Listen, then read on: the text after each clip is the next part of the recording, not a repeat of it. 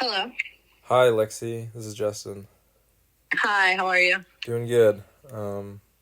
Yeah, sorry that that I got the timing messed up. No, no worries. Okay. So like my project is kind of just like talking to fishermen and getting their perspective on just general things. Um, I know you did a documentary and you came out here and talked to them about the wind farm. Have you kept up with it at all? Because it's been like a few years, I know. Yeah, I am still in contact with the fishermen. Like the latest of the late updates, I'm not sure of. I've been meaning to call them hopefully the next week or two to get updates. Okay. Okay. And just like generally, like what got you into it? Like, is it a school project or is it like something like personally connected to it? I would say both. Like I've always been interested in ocean related work, community based work, and then it went along with my master's project for my master's degree. Okay. And you said you're on the East Coast. Is like where at on the East Coast? Right now I'm living in DC. Oh wow. Okay. And where are you from? Like where were you born? So I'm from the New York, Connecticut area. Okay. Did you like grow up fishing? Is that like what got you interested in it, or any like family history of Um, fishing? no, I did not at all. My first time fishing was probably, oh gosh, I want to say like 20. So really no background fishing. I've just like my master's degree was focused on coastal management and I was interested in fisheries specifically. Okay. I know that they're having like the same problem over in Mass with the wind farms, and I think they just lost. Yes. Well, why did you pick like the West Coast instead of what was going on like in your area? It was more of a limitation with COVID because this I was starting this up during COVID and like Oh, where I was able to travel to. And then it's very, very challenging to just go into a community. So I probably spent, I don't know, I reached out to like over 100 groups and different organizations, but because of COVID and then the fact that if there's no long-standing relationship with the community, it's very hard to come in. Morro Bay just happened to be lucky. yeah, yeah. And like who was your first contact out here? Alan Alward. Hmm. How'd you get his number or like find him? I was looking at the Morro Bay Fishery Organization in the area, and he was listed as a primary contact. So I kind of just reached out to him um, and asked about coming out to Morro Bay and talking to the fishermen. How long did you like stay here while you were doing all your research and filming? 2 weeks. Oh wow. Did you meet anyone else like besides who you had in your documentary? Yes, there was a quite a lot of people, but I couldn't include everyone. Yeah, It would have fair taken enough. much time. Yeah. And it was focused you're focused mainly on the wind farm stuff. Did I know you talked with Jeremiah and he's like he loves talking about a bunch of different stuff. Yeah. Um did you ever was like that your initial plan to go into that like the wind farm thing, or did you have maybe like fisheries, um trawler buyout or any of that stuff, or is it just like the wind farm? I went in with zero plan. It was kind of like when you're putting together a documentary, it's you say like let the story write itself. So it was kind of just going out there. I knew that there was a conflict going on and like go out there and just learn from everyone in the community and get different perspectives and then see how everything came together. So you really just like you didn't do like any research at all before you came out. You just kind of played it by ear. Is No, that? like I knew what was going on. Like I had read through like 100-page BOEM reports and like site analyses, stuff like that. And then read some stuff on fishermen websites, but I didn't like have a concrete plan for the direction of the documentary, or I didn't come out with like specific interview questions. It was kind of just like go out there and like meet people and see what happens. Dang, that's pretty ambitious.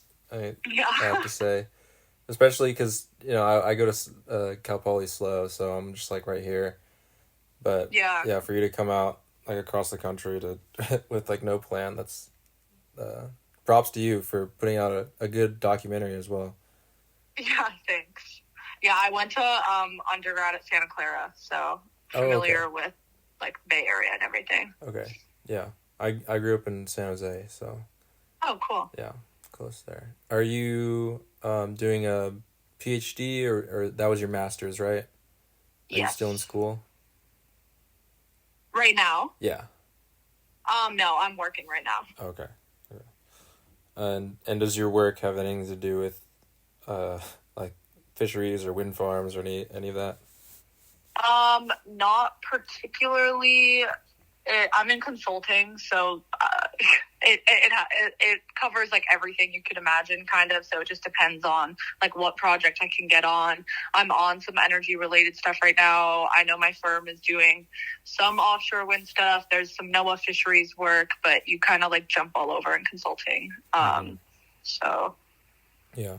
not a definite answer on that.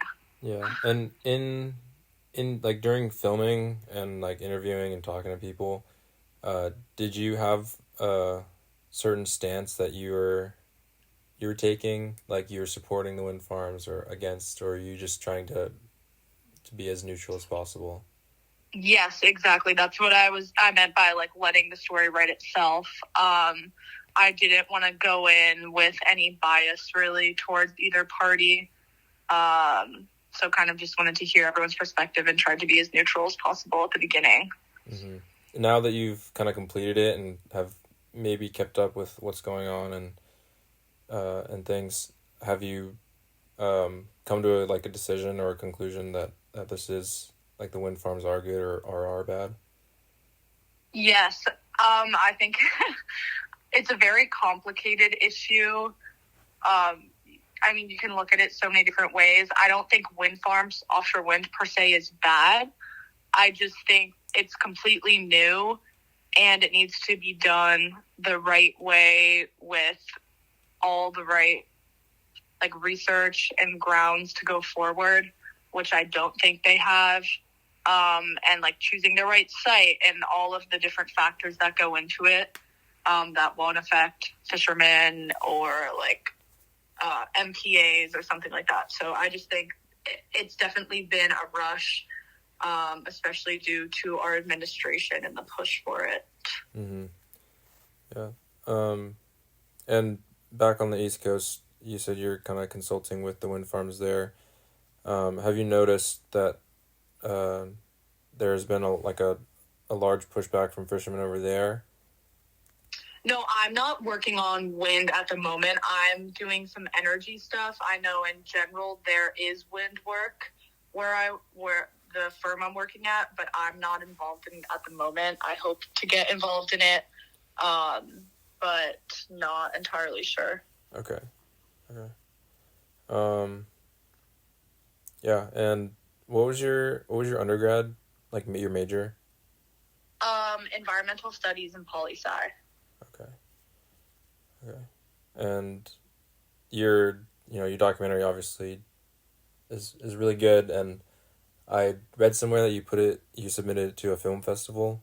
It was like the result of that. I think, oh God, I wonder if I could look it up on my computer. I submitted to quite a lot of film festivals. I want to say, hang on, I could tell you. I believe it was featured in 8 or 9. It was featured in 8 or 9 film festivals. Okay. Wow. That's pretty impressive. And it was just you, right? It was just yourself and no like film crew or like anything. It was just yourself and a camera. Yeah. That's nice. Did you notice, like, after, maybe not, like, these film festivals probably aren't, like, the best, like, promotional areas, I don't know, for, like, a topic such as this, but did you notice that, people reaching out to you to learn more about it, or um, just, like, a spike in interest in either way, full pro or against these wind farms? Yeah, I think when I first published the documentary, it definitely got a lot of attention. There were like some local news channels in California that were reaching out to me to feature it and have it on like websites and news articles. And then just like different community members and at some of the film festivals, people would reach out to me about it. But more so like right when it was released and right when it was shown in those film festivals. Mm-hmm. Did anyone, like, anything significant, I guess, other than, like, maybe being featured in a news article, or, like, was it used by the, I'm not sure if like, React, which was created by Lori Hafer? Do you know, like, did any radical change come from your documentary? Not to my knowledge. I have some contacts at Boehm who I know, I believe showed it. I know it's been shown in some schools as well, and to like law classes and stuff like that. But like big change, I don't think so. I think more so just awareness. Okay. Yeah. And, like, when you were out here, did you feel like the fishermen, like, wanted to talk to you about this? Or did you feel like they were just kind of closed off? I know it's a at the beginning, topic. Definitely no one wanted to talk to me, just because there's, like, it's very hard to go into, again, communities where there's no long-standing relationship, and those fishermen specifically in regards to this issue had been interviewed numerous times and, kind of told by different news broadcasters that they'd be portrayed in the positive light, and then it came out and they weren't. They were like portrayed as in a negative light or uneducated, stuff like that, which I know a lot of them weren't thrilled about, obviously, so they didn't want to talk to me. And when I was out there, it was kind of just like putting in a lot of effort and trust into the process. Like the first person I talked to was like, I really have like a good feeling about you, and then would say my name to someone else in the community. And then, I was out like every day in basically, the area, all the fishing boats, the restaurants where they're unloading, offloading. I was there like every day from 4:00 in the morning till like 8 p.m. for 2 weeks straight, just to get enough content for the documentary. So they kind of knew me, and over time, some of them would talk to me, and there were even some of them who said they wanted to talk to me, but they didn't want to be filmed because of their past experiences, or just burnt out from doing it. But yeah, it definitely took some time. Mm-hmm. And then did you, like, when did you get your first interview? When you got off the plane, got settled, like, started the 2 weeks, like, when did you get your first one?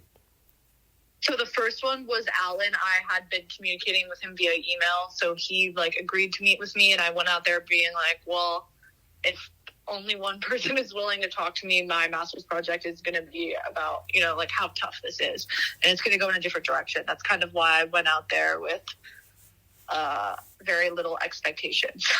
Mm-hmm. But yeah, it kind of like spiraled as one person would recommend me to the next, or try to convince one of their other friends they should talk to me and stuff like that. So how many people do you think in total you talked to, like either like recorded or like unrecorded? Oh God, I talked to a lot of people. Like I talked to even people who are not fishermen that just work in the restaurants in the kitchen that serve local caught fish. So including, oh God, I would say like actual interviews, maybe like 15 or 17. I want to say 15. And then, I mean, I talked to pretty much everyone in the community who was around. I had some sort of conversation or interaction with that was there at the time. Wow. Yeah, I really have to hand it to you as like a fellow student. That's pretty great. Yeah, and like the fact you did that in 2 weeks is insane because I had like an entire 3 months, like 6 months to do this, and I have like the same amount of interviews as you. That's yeah.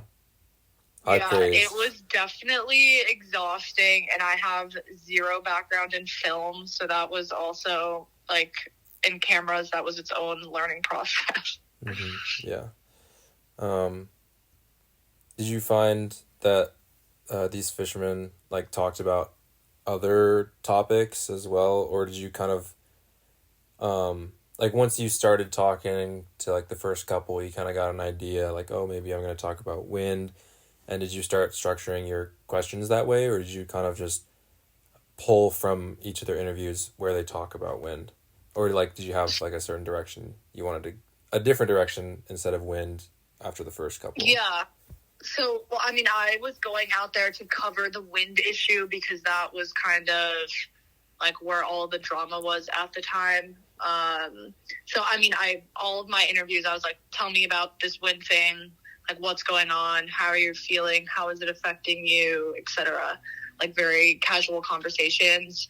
And some of the interviews were like 2-3 hours long. So I had quite a lot of footage, but obviously they would go on tangents and other topics like affecting fishermen, like marine protected areas and other ways they've been pushed out of coastal fishing areas came up in conversation. But most of it started off regarding the wind issue. Okay. Yeah, and I lost my train of thought.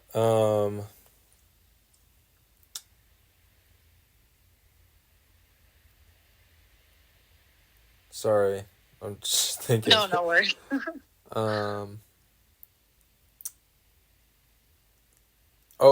Did you? I can't remember. I watched your documentary, but I can't remember if you talked to anyone like from the wind companies. Did they? I don't think they got a contract, or like won the lottery at the time that you were talking to them. Did you have any contact with any of the companies that were like bidding at the time? No, I did not, because there were a lot that were going into that bid, and it wasn't guaranteed, who was going to be actually going forward with this. I would say like the people most in that, I guess, in that stance, like I talked to the mayor and other people. I'm trying to think of who else besides the mayor. Like anyone else in like city hall or government or anything? Yeah, yes, exactly. Like those positions, more so than the wind people specifically. I was going to originally, but I was also focused on the community perspective. Like part of my vision was to give, as I learned more about the issue, the fishermen a voice in this matter, because obviously they're being overshadowed by BOEM and some of the wind companies. So I decided it wouldn't really, help with the storyline necessarily, or the message I was trying to convey. And since I was my project is focusing more on like local, just like people, person interviews. Was there any like other wind projects that were going on in California at the time besides Morro Bay that maybe was mentioned, or maybe like piqued your interest, maybe you wanted to like come back or anything like that? Yeah, so I don't know, like specifically even for Morro Bay, they were exploring different sites. I know oh gosh, there were some areas further north that they were also exploring. I know in Oregon as well, the same thing was going on, but I kind of stuck to everything in Morro Bay. Okay. Yeah. And they were at the bidding process, right? They hadn't started surveying. Yeah, when I was interviewing, bidding hadn't happened yet, and when I was putting it together, the bids occurred. Okay.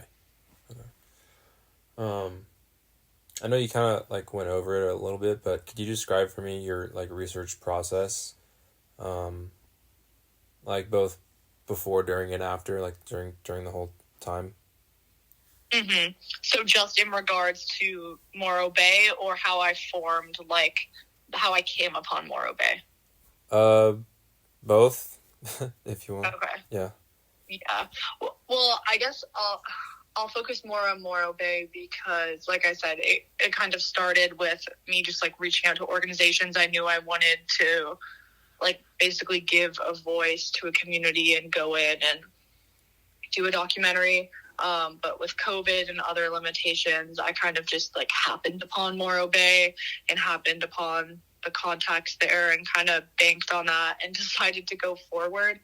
But in terms of the processes, I mean, most of my research was just reading like different articles from fishermen perspectives or like community alliance groups, going on the actual BOEM website. They have public hearing periods where basically the fishermen or local community members are able to, I think they have like 3 minutes to give their stance on an issue. And so I listened to all those like Zoom recordings. What else? Yes, like the site analyses and how they were deciding on the different sites for the possible wind farm. Pretty much like anything, like news articles, anything relating to this issue I could find online. I read, just like took notes. And then other than that, honestly, there was very little plan and prep. The only other thing that went into it, I think like a week before, so I rented the camera gear that I used, and I had to teach myself how to use like some higher tech camera gear. So that was a pretty hefty process that, I mean, I definitely learned along the way while I was out there, but spent some time doing that like the week before I went out. But other than that, it was really just like, let's go out here and kind of see what happens. Like I had an idea of everything, but again, I didn't want to go in with a specific opinion until I like talked to different people. Mm-hmm. Yeah. And then in terms of your project, did you have to, was it just the film that you had to turn in, or was it also like a collection of sources or things like that? Yeah, so my program, specifically the coastal management concentration I was in, basically, like depending on your advisor and stuff, you can kind of develop like whatever kind of project you want, if they have faith in you, I think. Mm-hmm. But I, like said, I wanted to do documentary, like talk to a community. I have a certificate in community-based environmental management, so I wanted to incorporate that.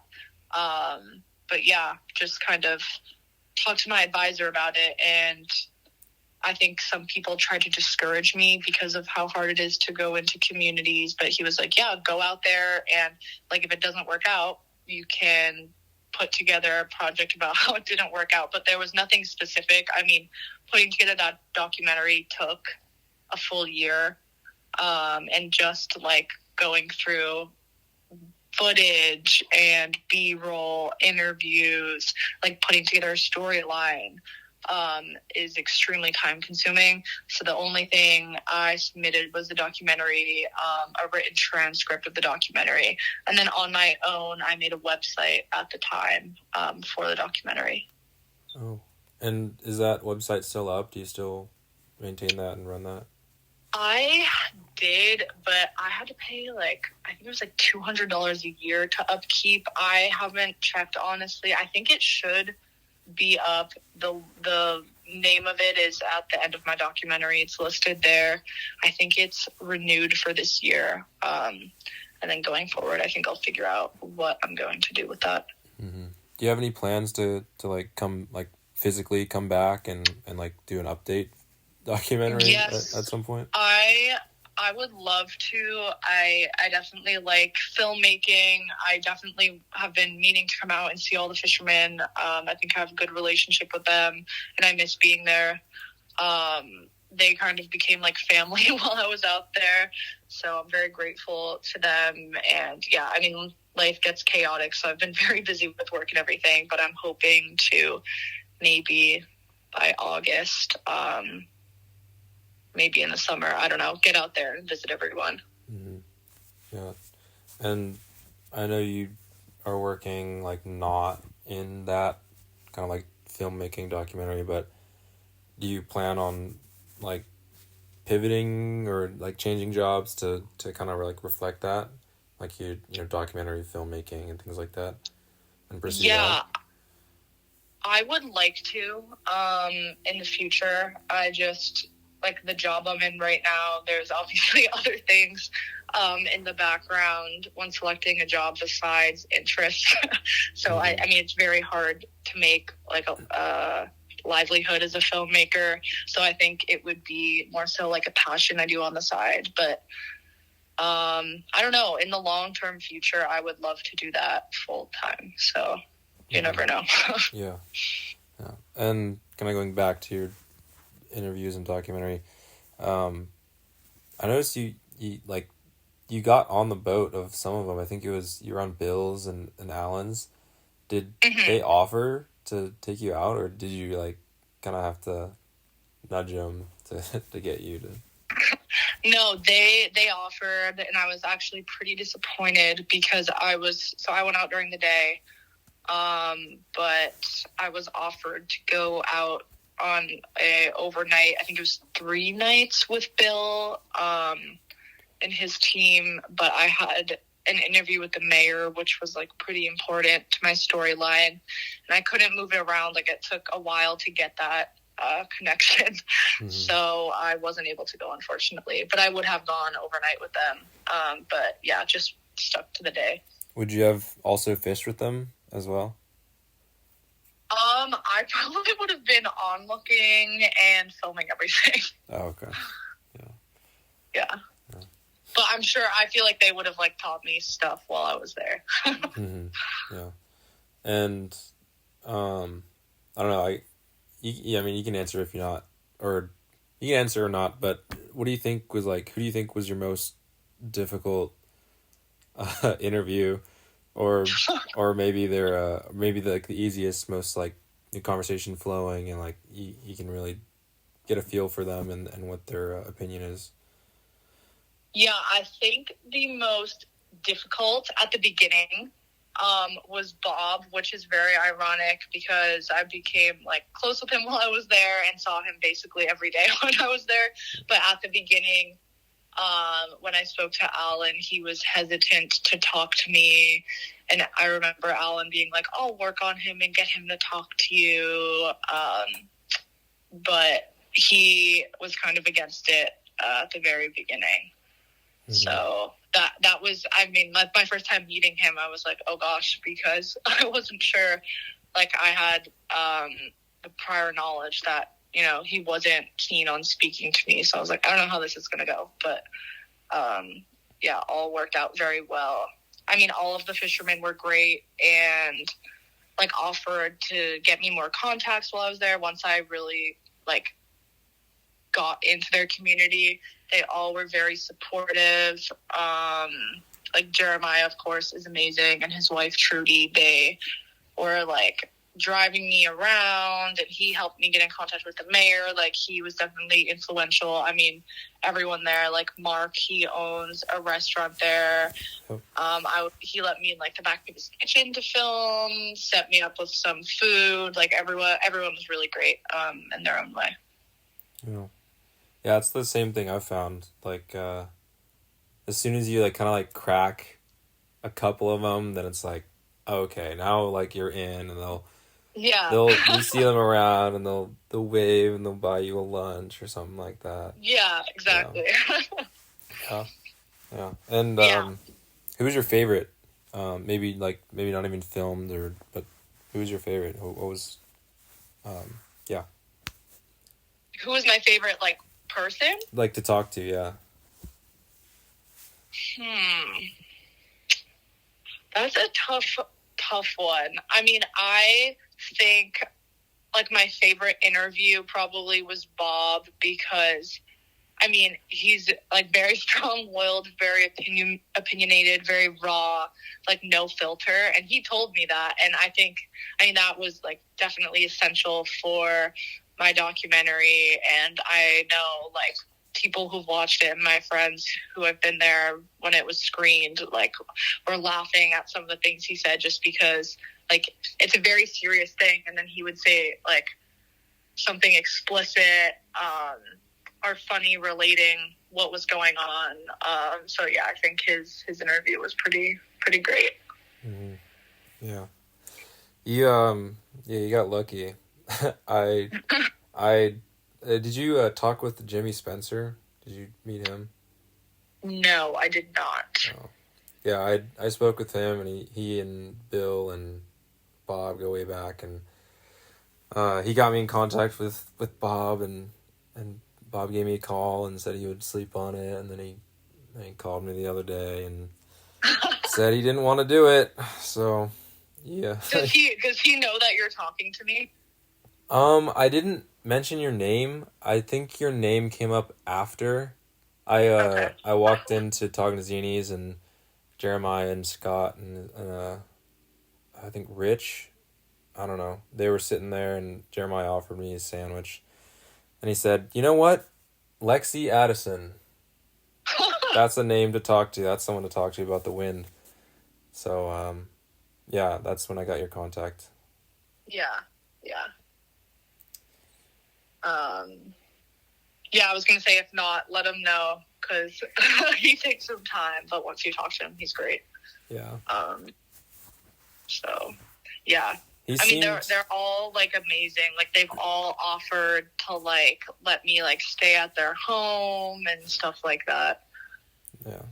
It's just, like, a testament to like, the actual people, they're not just out killing the environment, but they're real people and Yeah. value community. Yeah. All right. Yeah, that's all the questions I have for you. I really appreciate you taking the time to talk to me, and congratulations on your film. I really loved it, and all the other guys that I spoke to about it, they all said, that girl who made that film, I really liked it. So yeah, it was well received. Yeah, I'm glad. But yeah, no problem. If you have, like, any other questions or follow-ups, just let me know. I'm happy to chat again. Yeah, and if you're interested in my project, you can look me up on YouTube or just Google Jeremiah's name on YouTube, or put in his name on YouTube, and okay. Yeah, no, or, like, I would love to see, like, just send me a link or something. Yeah, for sure. All right. Yeah, thanks for speaking to me. Yeah, no problem. Good luck on your project. Yeah, good luck with work, and yeah. All right. Have a good one. Thank you. Bye.